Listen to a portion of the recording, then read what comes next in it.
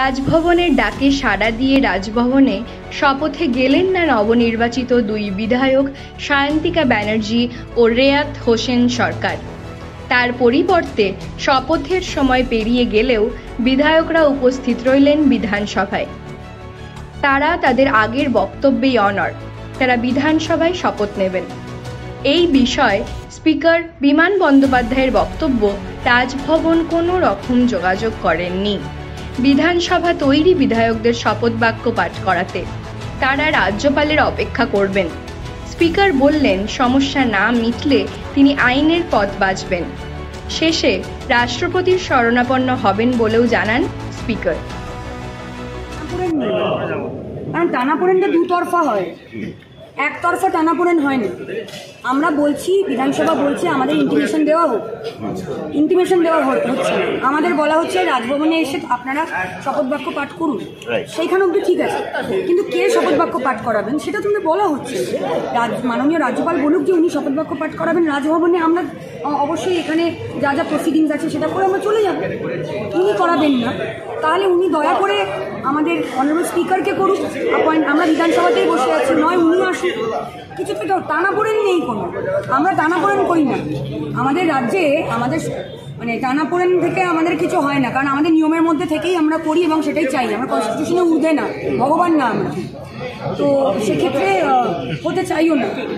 আমরা বিধায়কটা হয়েছি কিনা হয়নি কিনা আপনারা বলতে পারবেন, এখনো তো অ্যাসেম্বলি হলে ঢুকতে পারলাম না। হয়েছি কি হয়নি জানি না, নির্বাচিত হয়েছি মানুষের ভোটে। উনিও মানুষের ভোটে জিতেছেন, আমিও মানুষের ভোটেই জিতেছি, এই যে তার প্রমাণ। এটা এইটুকুটাই হতে চাই, আরে এসে বেশি কিছু হয়েছে। ভোটের নির্বাচনের আমাদের বিধানসভাতেও অনেক সময় অনেক বিল আমরা পাস করাই, অনেক কিছু যেগুলো আমরা ভোটে দিই ধনী ভোটে আমরা সেটা গ্রহণ করি। লোকসভা স্পিকার যদি মনে করেন যে ধনী ভোটে পাস করাবেন, করতে পারেন।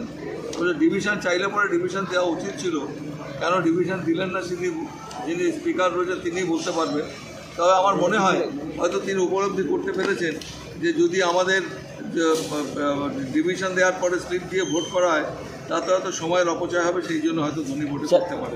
ডিভিশন আমরা বিধানসভাতে একজন সদস্য যদি ডিভিশন চাই, আমরা স্লিপ দিয়ে ভোট করাই এবং ভোট করে রেজাল্ট আমরা বলি। ভোটের স্পিকার কি এটা করতে পারেন? ভোটার স্পিকার তো স্পিকারের জায়গাতেই রয়েছে। ভোটার স্পিকার যদিও তিনি হাউস তখন সম্পূর্ণ শুরু হয়নি, কিন্তু তিনি স্পিকারের রোলটাই পালন করছেন তখন। না বলছি এরকম একটা সেন্সিটিভ বিষয়ে যেভাবে ডিভিশনকে তিনি হারালেন, হ্যাঁ, সেটাকে কিভাবে দেখছেন? ডিভিশন উনি যদি মনে করেন যে ডিভিশন ইজ এ ফ্যালাসি, আমার এখানে যদি 4 জন সদস্য থাকে বিপক্ষে আর পক্ষে যদি অনেক বেশি সংখ্যক থাকে, তাহলে সেটাকে যদি আমি মনে করি যে আমাকে ডিভিশন করি আমার সময় নষ্ট হবে, নাও করাতে পারবো। এবং সেই ক্ষেত্রে তিনি যদি মনে করেন যে এটা আমি ডিভিশন করাবো না, করার নেই, এটা তার এখতিয়ারের মধ্যে পড়ে। তবে আমি মনে করি ডিভিশন দেওয়া উচিত ছিল। এটা অত্যন্ত গুরুত্বপূর্ণ বিষয়, যে বিষয়টা উনি অ্যাভয়েড না করলেও পারতেন, উনি ডিভিশন করালেই পারতেন। দেখতেন যে কাউন্ট করে দেখতেন যে কারা পক্ষে রয়েছে কারা বিপক্ষে রয়েছে, যেটা আমরা বিধানসভাতেও করে থাকি। আপনার রাজ্যপাল যদি করে থাকেন, রাজ্যপাল জেনে শুনে যে একটা, আমার মনে হয় তিনি একটা চ্যালেঞ্জ গ্রহণ করছেন, একটা চ্যালেঞ্জ দিচ্ছেন মনে হয়, এটা ঠিক করছেন না রাজ্যপাল। ওনার বোঝা উচিত ছিল বিধানসভার সদস্য হচ্ছেন না দুজন, বিধানসভাতে এসে শপথ গ্রহণ করানোটাই ঠিক উপযুক্ত হতো। আমরা লোকসভায় কী দেখলাম, লোকসভায় তো রাষ্ট্রপতি সবাইকে শপথ দেননি, টোটাল স্পিকার করেছেন। এরপরে যারা এই মিড টার্ম করে জিতে আসবেন তাদেরও স্পিকারই তিনি শপথ দেবেন, সেখানে রাষ্ট্রপতি শপথ দেন না। পশ্চিমবঙ্গের ক্ষেত্রে দেখছি একটা অন্যরকম তিনি চিন্তাভাবনা করছেন। এটা কেন করছেন আমি বলতে পারবো না, এর পেছনে কোনো উদ্দেশ্য থাকতে পারে আমার মনে হয়। ভেতরে করতে পারবেন না, কিন্তু ওদের যে পার্লামেন্টারি অ্যাক্টিভিটিস, যেমন ওদের যারা ওদের ভোট দিয়ে পাঠিয়েছেন তাদের জন্য যে সমস্ত কাজকর্ম করার সব তারা করতে পারবেন। আমাদের রুলেও পরিষ্কার বলা রয়েছে, এই প্রসঙ্গে অনেক রুলিং রয়েছে। এবং আমাদের যে B.R. আম্বেদকরকে তিনি একটা জায়গায় একটা প্রসঙ্গে তিনি উল্লেখ করেছেন যে যখন মিড টার্ম হলে পরে যারা জিতে আসবে তাদের শপথ গ্রহণ শুধুমাত্র স্পিকারের কাছেই হবে। তা সেই মর্মেও B.R. আম্বেদকর বলে গেছেন।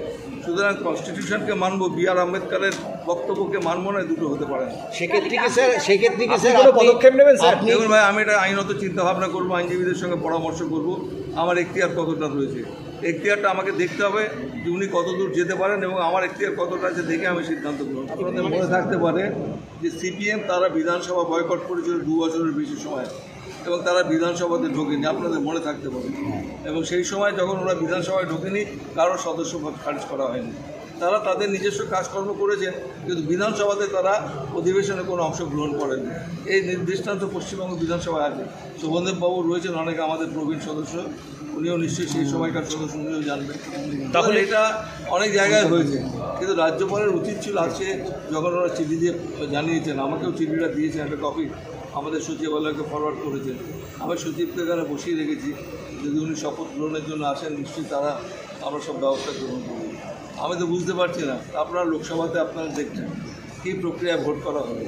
প্রধানমন্ত্রী তিনিও গেলেন, তিনি যাওয়ার পরে তিনি শপথ বাক্য পাঠ করালেন কোর্টের স্পিকার, তারপরে তিনি তলায় নেমে এলেন, রেজিস্টারে সই করলেন, তার সার্টিফিকেট তিনি জমা দিলেন। রাজভবনে কোথায় কে সার্টিফিকেট নেবে, কোথায় রেজিস্টার, আমি কিছুই জানি না। কিন্তু মাঠে ঘাটে শপথ গ্রহণ পাঠ করাবার মতো হচ্ছে। কনস্টিটিউশন মেনে শপথ গ্রহণ পাঠ করা ওখানে আদৌ হবে কিনা আমার যথেষ্ট সন্দেহ রয়েছে, বিধানসভাকে বাদ দিয়ে।